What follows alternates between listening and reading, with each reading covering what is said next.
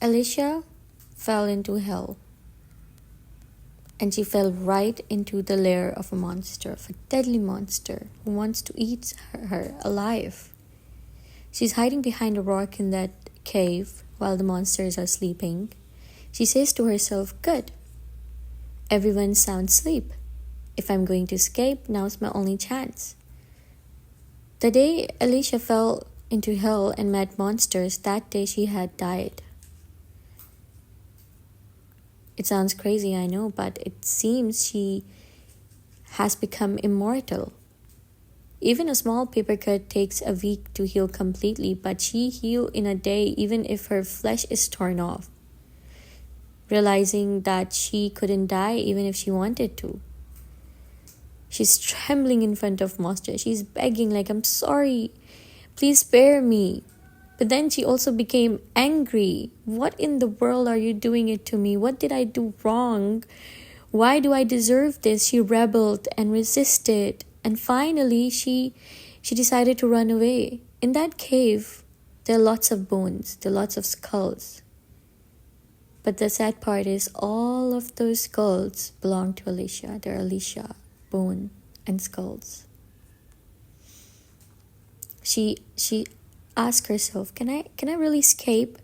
What if I get caught? What if that monster gets angry? She's scared. She's trembling, but she's being positive. She says, "No, I can do it. I can do it. I can do it." She says to herself repeatedly, "I can do it." And she runs frantically in a cave. She says, "I'm going the right way," right? She's running towards the light, and she's saying, "Yes, it's the exit. Finally, I'm going to escape." She says to herself, "Yes, just a little further like this. Just a little more. If I go just a little further, I can escape this hell." While she's going towards the light, a big, huge claw came right in front of her and slashed her. You can see her blood splattered all over the floor. She died. But then she comes back again. And she sees that all of the monsters, while she's awake, all of the monsters are eating her alive, tearing her flesh, eating her legs. And she says to herself, another failure. A tragedy that repeats itself over and over again. Alysha failed to escape and became hunting practice for the young ones. Those monsters, they are the young ones. They are not even adults. They were young and clumsy at hunting. She's crying, she's begging, "No, just kill me instead. I don't want to live like this anymore."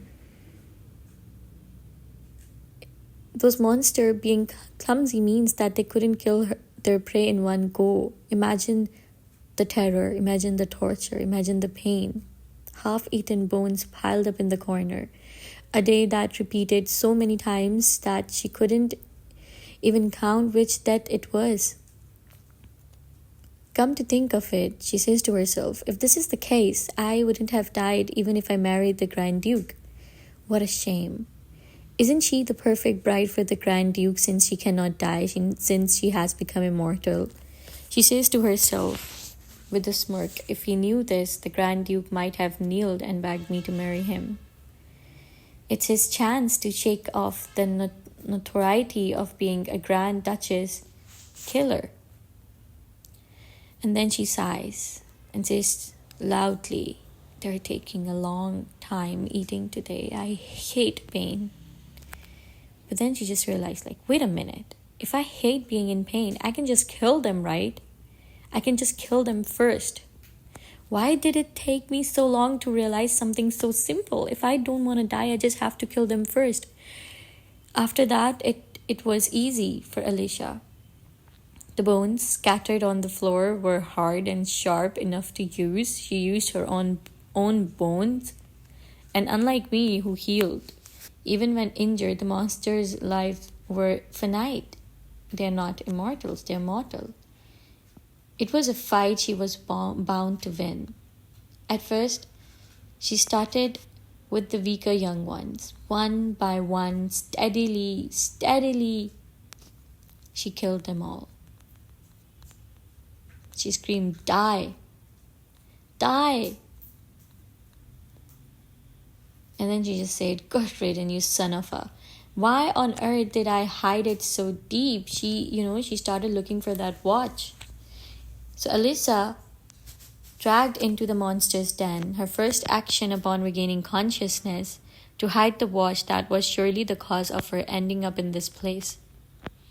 In the monster's den, where little light penetrated, it was the only thing that let her know the passage of time. Benedict Air, 3:50, January 19th. It was definitely January 1st at the start, so about 20 days have passed. In just 20 days, how many times did I die? She asked herself this question. She looked at the monster and became so angry and stomped her feet over and over again on the monster's head and just screamed again and again and again, "You devoured me. No matter how many times you killed me, I'm the one who survived in the end, you son of a... Eating a person alive bit by bit. Do you have any idea how much that hurts?" She's so angry. She's stomping on the monster. While she was stomping it so hard, she saw a gem, a diamond cut gem. And she says, "What is this?"